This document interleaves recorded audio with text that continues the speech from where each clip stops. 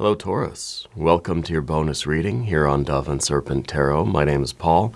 Thank you so much for letting me read for you. If you're watching this reading was meant to find you. Please hit the like button, leave a comment. Consider subscribing to the channel, especially if this reading resonates with you. Now, this is a general reading, so try to be open and receptive to whatever may come through during our time together. I am merely the messenger, and I ask you to connect directly with each of these cards and use your own intuition to take you beyond the details that I provide. And remember, Taurus, that the most important part of any tarot reading is you. Two of Cups, love.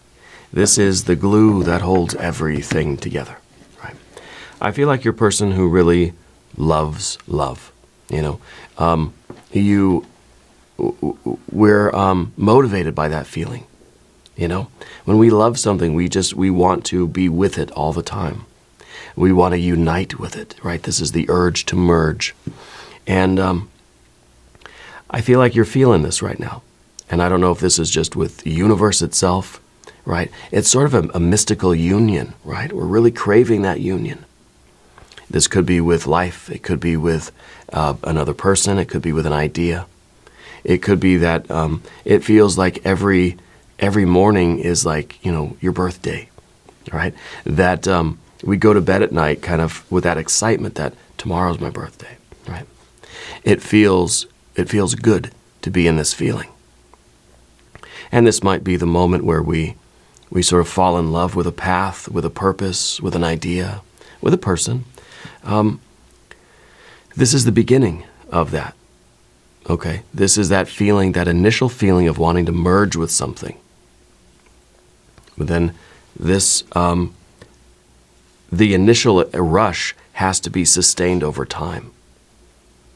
Okay, and then it really becomes the glue that's going to keep this thing together even when things get tough. Let's put this card into some context. Let's see what's really going on here. I feel like you're somebody who really cares about people. Yeah. I feel like the people in your life, they really know that you love them, and you really know that they love you. Okay? I feel like people feel very appreciated in your presence. Yeah. Let's put some more cards out. There's the Lover's card. Okay. We got a theme here already. We've got a Knight of Cups. We've got a Knight of Pentacles. We've got the High Priestess and the Sun card. The Sun card is kind of the result of the union, right? It's the light and heat and love and the life that is radiating from this union. That's really extraordinary. The Lover's card does not have to be about romance, although it very, very well might be. Okay? If we read this, if we interpret the reading today as a romance, just know that it's not necessarily a romance with a person. This could really be that idea. This could be self-love, right? It could be a union with your true self, with God, Goddess, Deity, with Guardian Angel, with Spirit. It could be a particular path for you, a career path. It could be a university course. It could be anything. Okay? But it feels as if you have this desire to unite with it, and you're ready to make that commitment, and then you've got to continue on. You're in it for the long haul. And this is really, I don't have anything to say really about this. You've seen the future. You fell in love. You've committed, and it's going to be glorious, right? This is a once-in-a-lifetime sort of opportunity that you have discovered or that's come your way. I don't know what is going on here, but this is what you want. Okay? And I feel like this is what you're going to get. Maybe this hasn't happened yet. Maybe you're still here in this state of the Knight of Pentacles looking at the future and thinking, this is a fairy tale, right? You fall in love, you commit, and it's just happily ever after. It's eternal sort of union and love. It's all this light and life and love radiating from this union. It may not always be that simple in real life. Yeah. Well, if there's anything you would like me to pray over or meditate upon or send positive energy toward, please let me know. Okay. Let's put the rest of our cards on the table. We got a 2 of Pentacles. We've got an 8 of Cups. You got the Hermit. And you've got the Princess of Wands. I see what's going on here. I see what's going on here. Whether this is romance or whether this is a new job, there is the worry, really, that you're going to lose freedom. There's the worry that it's going to sort of, that initial feeling of being in love is going to diminish. The honeymoon period, right, is going to end.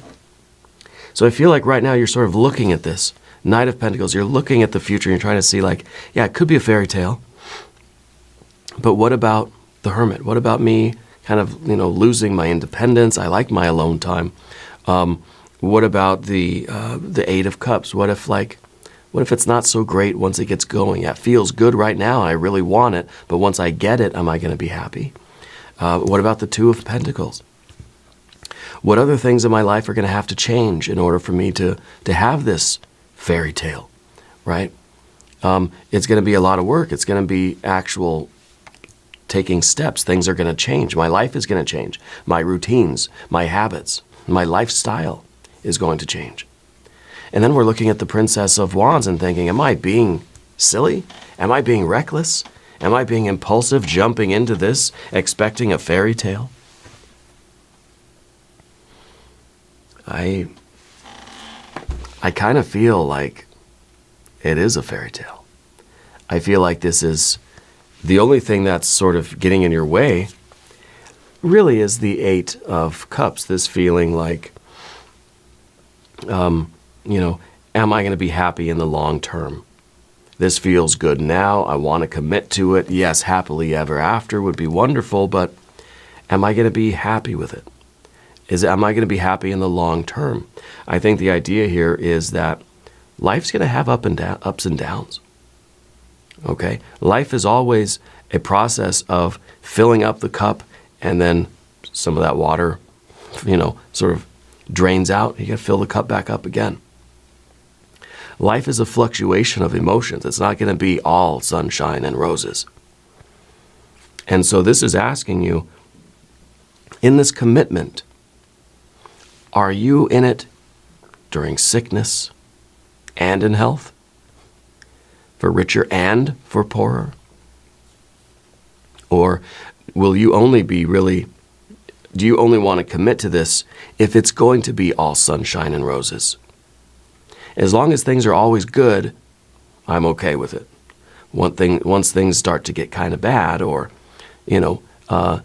unpleasant at times, once we hit some speed bumps, I'm out, right? And the questions we have to ask ourselves. Okay. And this is in a romantic relationship, a marriage. This is even in a job or a creative collaboration or a new path for you. It's easy to go forward when things are easy. If it's a fairy tale, it's easy to do it. This doesn't take any work. But when you're here with these, especially these 2 of Pentacles, 8 of Cups, this is saying that, look, life is ups and downs. Life is a roller coaster ride. Whatever this path is, it's going to have good days and bad days.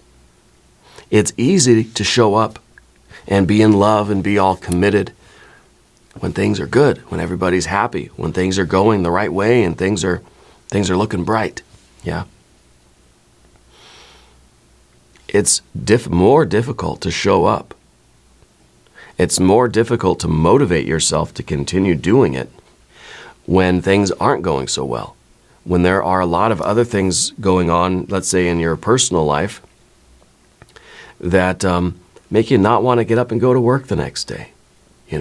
We're committed to this thing, as long as everything is perfect, everything's ideal, everything is like a fairy tale. then it's easy. But what if we get some obstacles? What if some things in our personal life are sort of getting upset and things are, there's difficulties and there's challenges? What if there are challenges at work? What if this relationship, it has some ups and downs, right? It's not so easy to show up and keep doing it, okay? Anyway, let's select our mystery card, bonus card, confirmation card. This is a random card from the Smith-Waite Tarot, the factor infinite and unknown. We're going to set it down right here with Dwight K. Schrute. Right on top, Bears beats Battlestar Galactica. We're not going to look at that card until the very end, but it will tie everything together and give us the confirmation that we need. If you have a prediction, please put it in the comments. Now, let's take a look around the room. Got quite a bit of major arcana, don't we? 1, 2, 3, 4. 4 majors. That's good.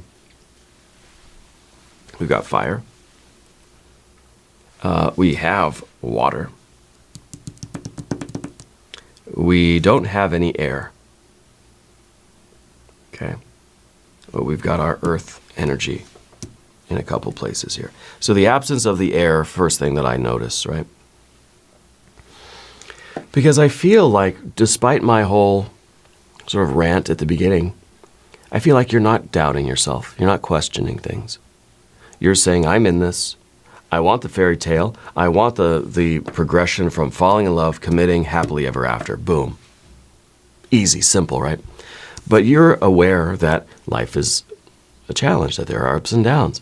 And so with the absence of the swords cards, you're not questioning it. You know, I'm not telling you anything you don't know.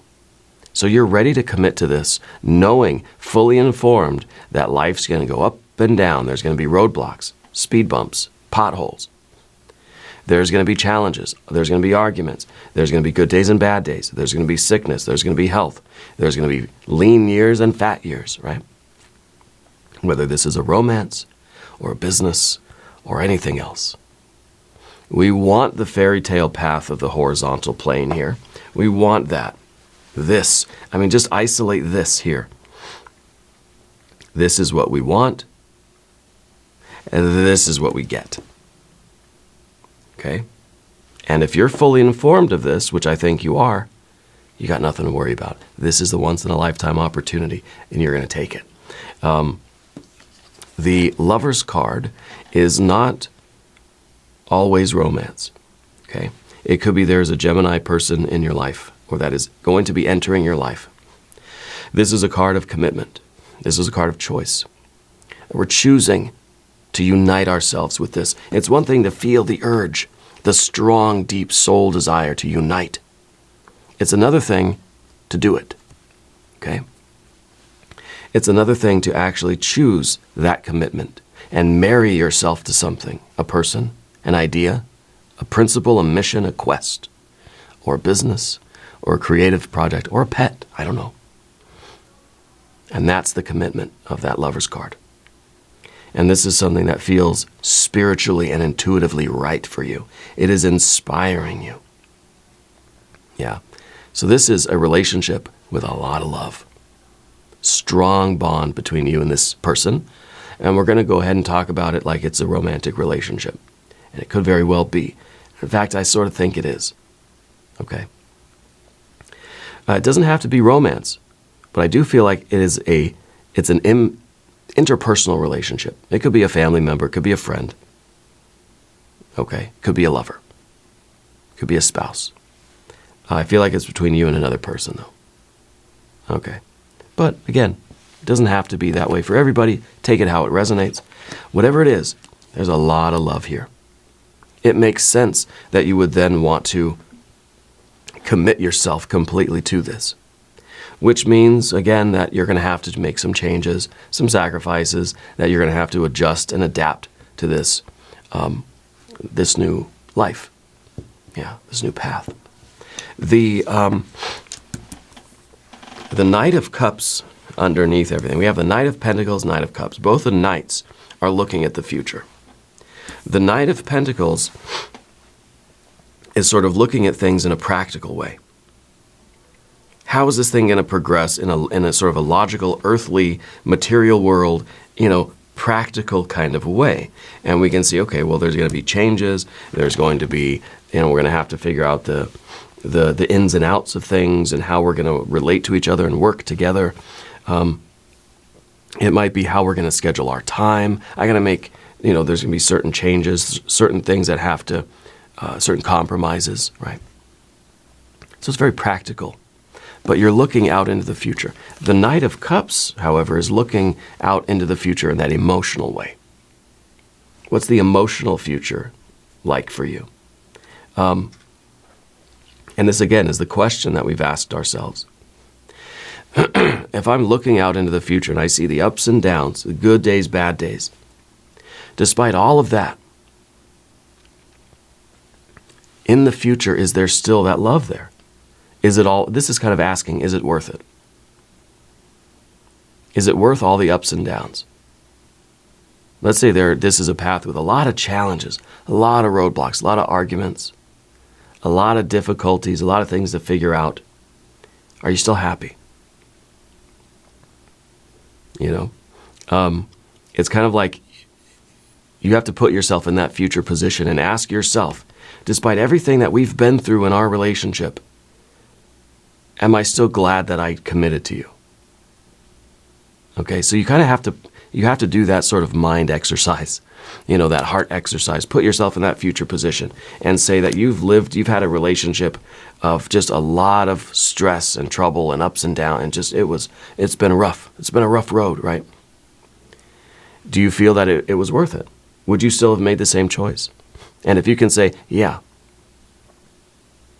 no matter what happens, I feel like I'm making the right choice. Now, of course, you're never going to know, right? And that's why this is sort of just a mind exercise, a heart exercise. Because we don't know. We don't know what the road is going to look like. We want it to be a fairy tale. We're very aware that it is not going to be a fairy tale, or if it is a fairy tale, it's going to be one with a lot of ups and downs, a lot of adventures, a lot of side quests, and a lot of challenges. It's going to be a very, very colorful fairy tale. But I get that sense that we're ready to say yes. We feel like whatever the future is going to bring, it's going to be worth it. That this is what we want to partner with, right?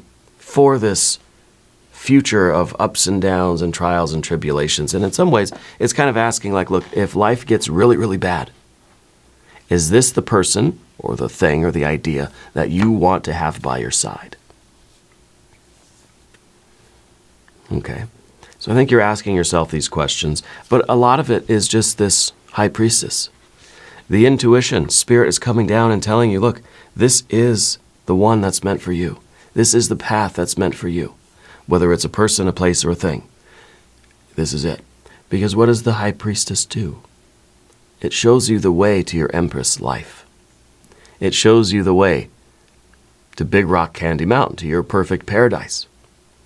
Right? To that sort of fairy tale land. That we know, candy canes don't really grow on trees, and the lakes are not like chocolate fountains or whatever the heck the song says. Maybe I'm thinking of Willy Wonka. I don't know. But the idea is that this is the life that we want. And the high priestess is that messenger from the divine, showing us the way, showing us that, hey, it's kind of pointing and saying, hey, look, that's the direction that you're meant to go. Because that's where your happy life awaits you. It doesn't mean it's always going to be pleasant. There's going to be ups and downs, a lot of bumps in the road. But that's part of life. And so I feel like despite these questions we're asking, or we're trying to look into the future and do all this stuff, it really is just a matter of trusting that, this feels right. Intuitively, this seems like the right thing. I feel like you're relying on this, the high priestess, sort of more than anything else. And that's another reason we don't have any swords cards, because you're relying on your intuition more than you're relying on your logic. Okay? When we're inspired by love in this way, guess what? The logic kind of goes out the window. Maybe the mystery card will be a little bit of swords, a little bit of air energy, yeah? The Sun card in the future position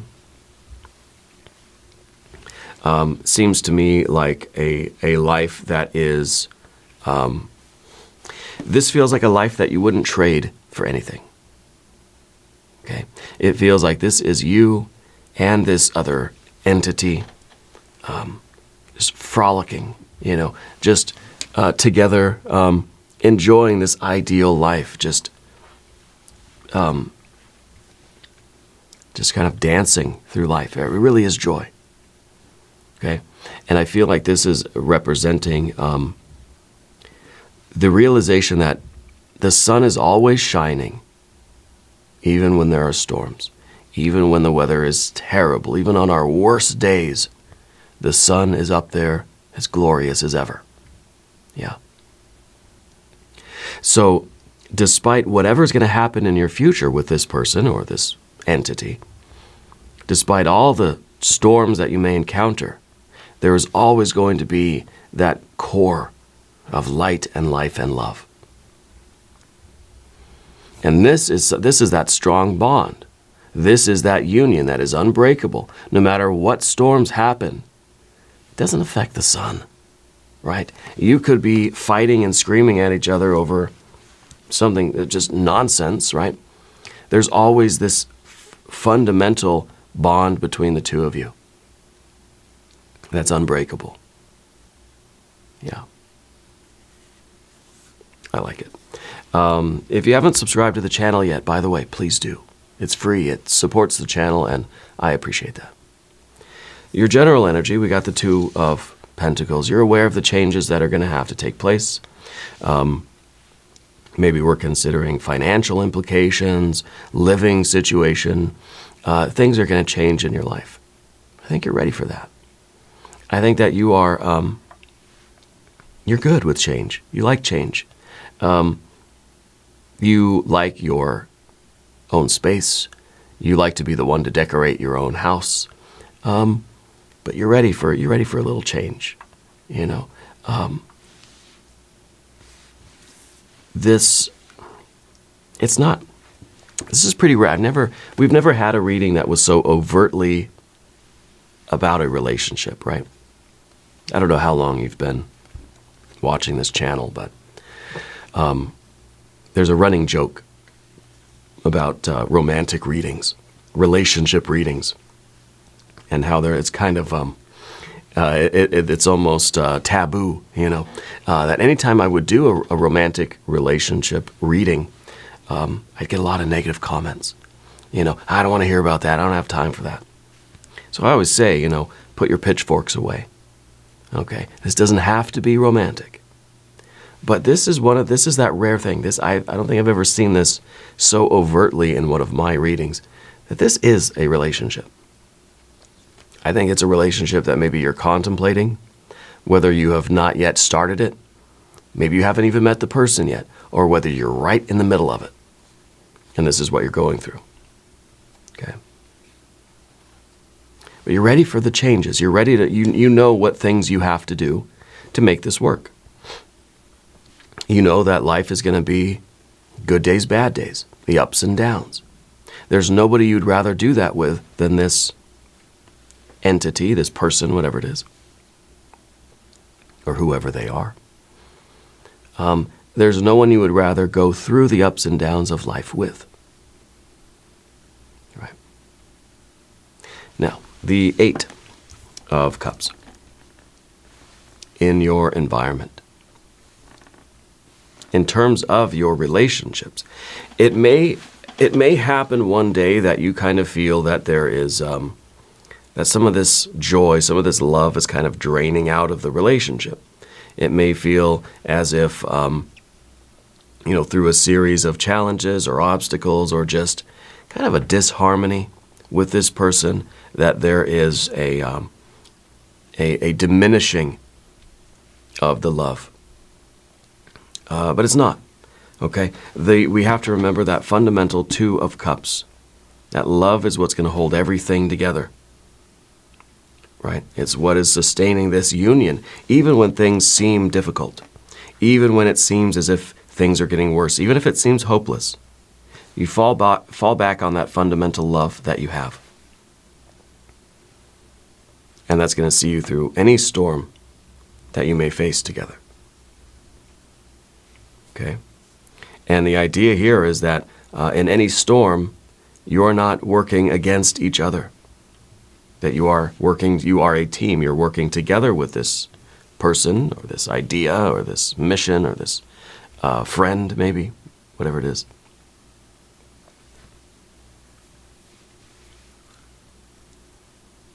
The Eight of Cups, can mean a lot of things. And really one of its fundamental meanings is kind of a hopelessness. That things seem like they're getting bad, and they're getting worse and worse and worse. Whether it's physically, financially, mentally, emotionally, spiritually, creatively, things are sort of losing their hope, losing their luster. Things are not as happy as they once were. This is a person that you can rely on. This is a person that is going to be there suffering with you.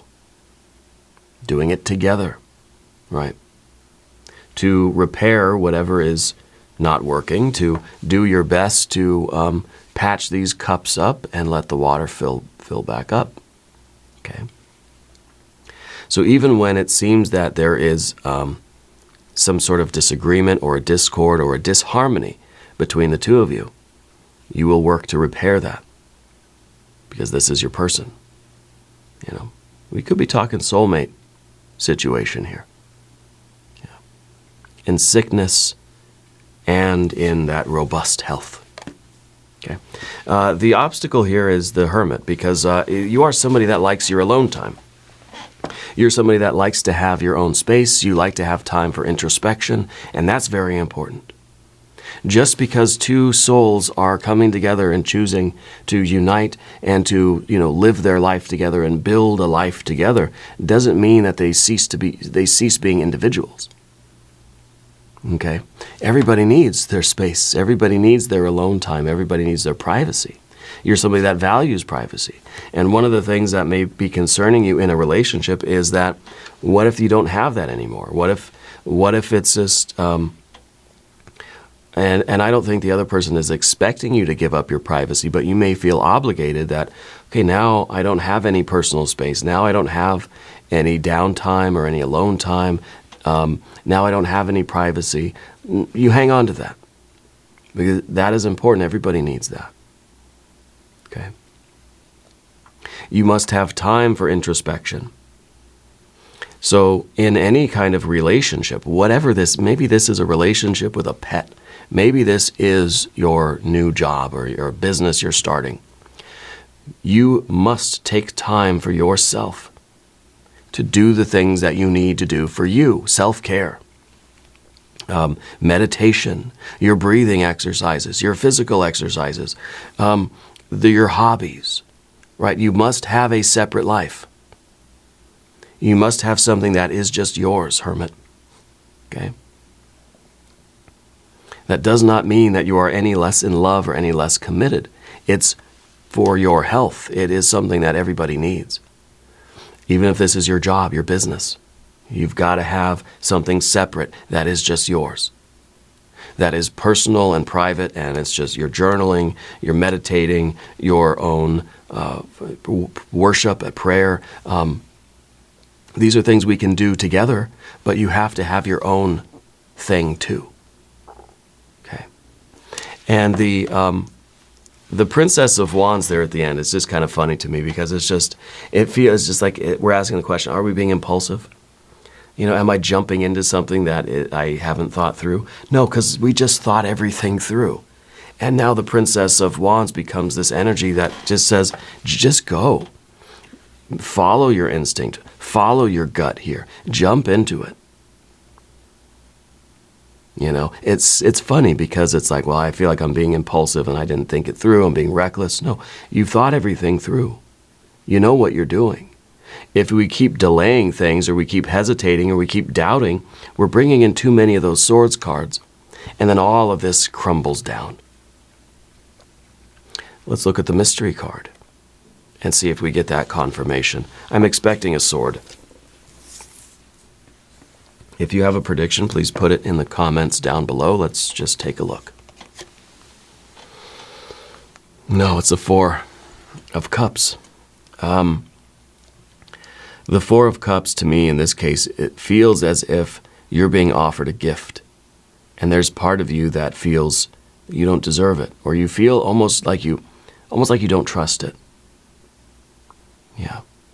It almost feels as if you want to open up and be vulnerable and let yourself fall in love and be inspired and unite with this entity.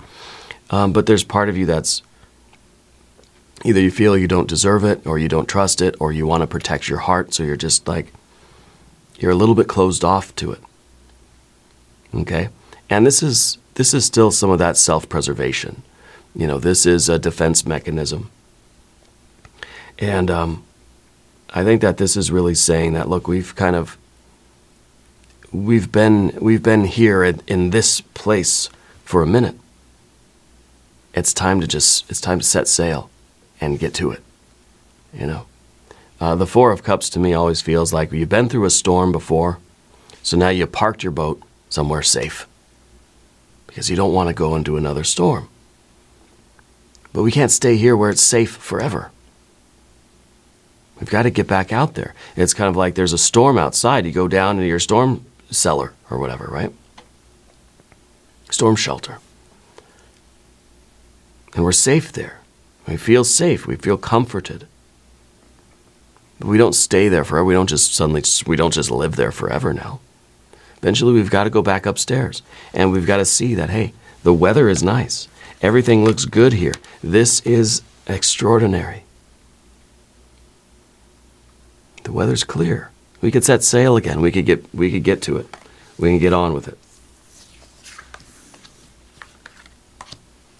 So I feel that this is another confirmation that Spirit's sort of bringing your way to say, hey, stop denying yourself this. This is what you really want, and this is what's really meant for you. Now we're going to do an extended reading if you want to stick around. There is a link up top, and there's a link down below. New readings for Taurus on Mondays and Fridays. Be sure to watch both readings. If you haven't subscribed yet, please do. It's free. Leave a comment. Let me know where in the world you're watching from. I want you to know that you're the most important part of Dove and Serpent Tarot. I thank you and I love you. And we're all in this together.